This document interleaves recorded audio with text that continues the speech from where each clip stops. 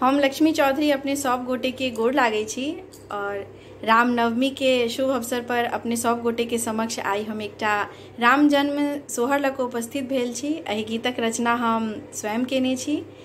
गीत नीक लागत ते गीत के अधिक से अधिक शेयर करब। धन्यवाद। सोने महल बनवायब सोने सँ छड़ायब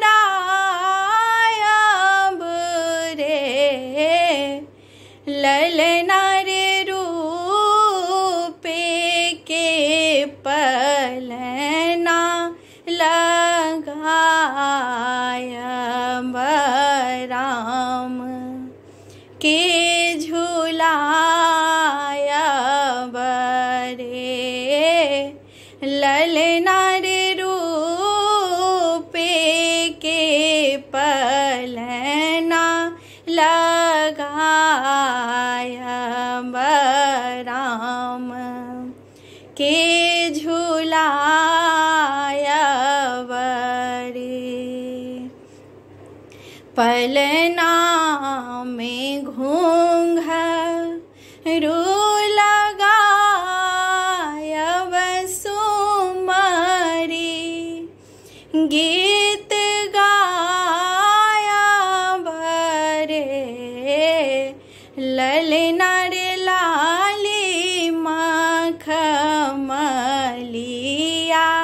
चदरिया ओछायब रेशम डोरी बान्हब रे ललना रे लाली मखमलिया चदरिया ओछायब रेशम डोरी बान्हब हे कोरा में राम के खिलायब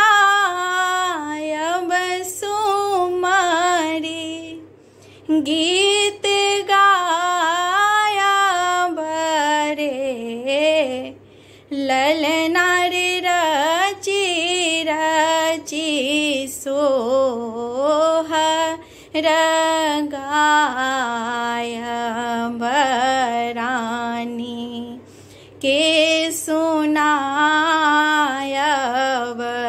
रे ललना रे रची रची सोहर गायब रानी के सुनायब